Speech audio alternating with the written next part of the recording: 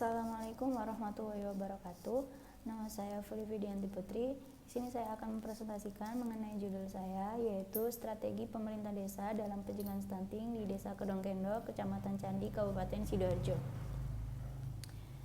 Mengenai latar belakang, di sini ada beberapa poin, yaitu yang pertama ada stunting merupakan kekurangan gizi pada bayi usia 1000 hari pertama dengan kehidupan yang berlangsung lama dan dapat menghambat perkembangannya akibat kekurangan gizi kronis, perkembangan otak, dan perkembangan anak membuat bayi lebih pendek atau kecil dari standar tinggi badan bayi seusianya.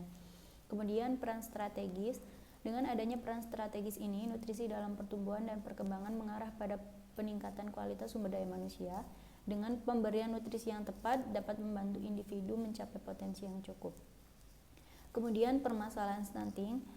Masalah stunting dianggap sebagai kasus yang perlu ditangani secara khusus, mengingat dampaknya tidak hanya pada kesehatan seorang anak, tetapi berdampak pada perkembangan kecenderungan produktivitas sumber daya manusia di suatu daerah. Salah satunya permasalahan yang ada di Desa Kedongkendo ini. Maka pemerintah desa melakukan strategi untuk mencegah tingginya angka stunting.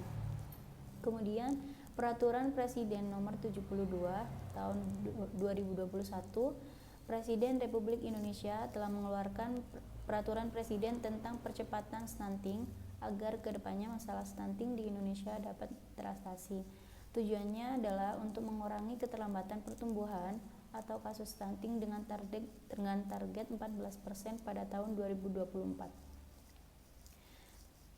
Selanjutnya, mengapa strategi pencegahan stunting di Desa Kedongkendo? Di sini saya mempunyai permasalahan yang saya temui, yaitu yang pertama, masyarakat di Desa Kedongkendo masih kurang memahami tentang adanya stunting. Yang kedua, kurangnya kesadaran masyarakat terkait kebutuhan gizi pada balita yang ada di Desa Kedongkendo. Kemudian yang ketiga, kurangnya sosialisasi pemerintah desa terhadap masyarakat tentang stunting, khususnya pada pelayanan kesehatan, dan juga masih belum bisa memberikan asupan makanan bergizi pada balita dan ibu hamil. Kemudian untuk penelitian terdahulu, yaitu yang pertama ada Hayati Sofia Salmon, Donald Moninja, dan Neni Kumayes pada tahun 2022 dengan judul Strategi Pemerintah dalam Mengatasi Stunting di Kabupaten Pulau Sangihe, dengan studi pelayanan pengendalian penduduk dan keluarga berencana. Hasil penelitian ini menemukan bahwa strategi pelayanan kesehatan untuk mendorong pasien stunting di Kabupaten Pulau Sangihe dilakukan dengan baik, namun kurangnya pengetahuan masyarakat tentang masalah stunting. Kemudian yang kedua, Nur Aziza, Nastia, dan Anwar Sadat pada tahun 2022 dengan judul Strategi Dinas Kesehatan dalam Mendorong Angka Penderita Stunting di Kabupaten Buton Selatan. Ditemukan bahwa strategi ini, pelayanan kesehatan dalam menekankan angka stunting belum berjalan dengan maksimal, karena masih ada masyarakat yang belum mengetahui dan tidak terlalu mementingkan adanya stunting. Kemudian yang terakhir, Heni Suzana Mediani, Iku Nur Hidayah, dan Mamat Lukman pada tahun 2020 dengan judul Implementasi Strategi Pencegahan Stunting di Kabupaten Aceh Singkil pada tahun 2019. Dari hasil penelitian ini menemukan bahwa strategi pencegahan stunting sudah berjalan dengan baik, namun bagi beberapa ibu ada juga yang tidak dapat melaksanakan IMD dengan baik disebabkan indikasi medis dan kurangnya pengetahuan ibu serta kurangnya dukungan.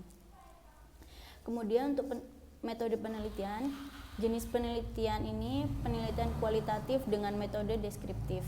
Untuk fokus penelitian, untuk mengetahui sejauh mana strategi pemerintah desa dalam pencegahan stunting dengan menggunakan model strategi pemerintah dari Geoff Mulgan, yaitu ada 3 indikator.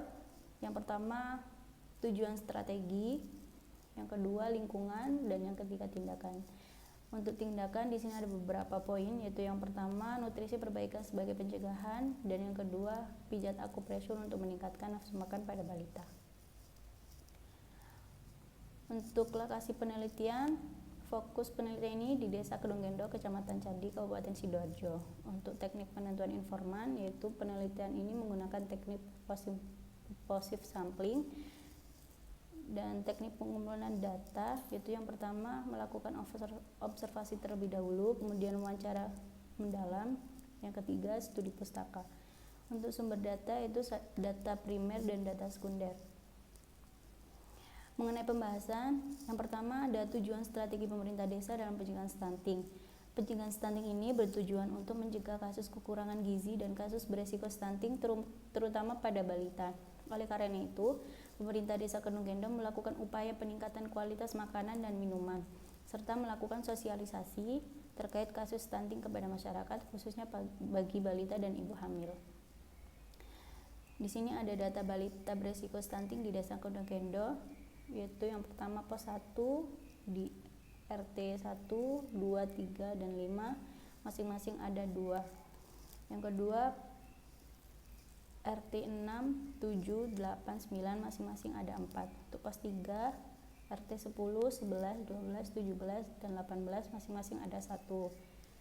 Untuk pos 4 RT 13, 14, 15, dan 16 terdapat masing-masing ada 3. Pos 5 ada di RT 20 dan 22 masing-masing ada 1 anak. Pos 6 di RT 32, 33, 34, 35, dan 36 masing-masing ada 4 jumlah anak yang beresiko stunting. Pada tabel di samping diketahui bahwa terdapat 15 balita yang beresiko stunting. Dapat dilihat setiap posko mengalami midline body. Jumlah balita yang mengalami garis tengah terdapat 13 balita, sedangkan balita yang mengalami di bawah garis merah atau BGM, total dari setiap posko terdapat 2 anak di bawah garis merah. Yang kedua, lingkungan dalam pencegahan stunting. Lingkungan merupakan lahan untuk perkembangan perilaku. Lingkungan memiliki pengaruh yang besar terhadap individu. Pemerintah Desa Kedung Gendong ini melibatkan lembaga masyarakat, lembaga pendidikan di Desa Kedung Gendong sendiri untuk ikut berperan aktif dalam menekan penderita stunting. Ditetapkan bahwa sasaran lingkungan yang menjadi lokus pencegahan stunting yaitu wilayah Desa Kedung Gendong. Maka pemerintah desa menjalin kerjasama dengan pihak terkait yaitu bidan desa, Kader Posyandu, dan masyarakat sekitar. Dan yang ketiga, tindakan yang diambil pemerintah desa dalam pencegahan stunting. Dalam tindakan mengenai pencegahan stunting di Desa Kedung Gendong untuk percepatan perbaikan gizi dalam upaya bersama antara pemerintah desa dan masyarakat melalui partisipasi dan kepedulian pemangku kepentingan secara terencana untuk percepatan perbaikan gizi masyarakat melalui penetapan strategi utama gerakan masyarakat peduli stunting. Yaitu yang pertama ada menjadikan perbaikan gizi sebagai arus utama pencegahan stunting. Dalam upaya pemecahan masalah gizi untuk pencegahan stunting ada 2 solusi, yaitu dengan intervensi spesifik dan sensitif. Untuk menangani perbaikan gizi masyarakat, melakukan pemeriksaan setiap 1 minggu sekali dan memberikan nutrisi pada balita untuk meningkatkan nafsu makan balita. Kemudian pelatihan pijat akupressure untuk meningkatkan nafsu makan balita. Pada kegiatan pijat akupressure ini akan meningkatkan nafsu makan pada balita. Untuk mengatasi nafsu makan pada balita yang kurang dapat dilakukan dengan bantuan tim medis maupun dengan orang tua sendiri. Pelatihan pijat akupressure dalam meningkatkan nafsu makan balita yaitu sebagai penguatan pencegahan stunting yang melibatkan peserta dari luar bidan desa dan Kader Posyandu yang terdiri dari seluruh perangkat desa Kedung Gendong. Untuk kesimpulannya yaitu penelitian ini menunjukkan bahwa strategi pemerintah Desa Kedung Gendong dalam pencegahan kasus beresiko stunting belum dilakukan secara optimal.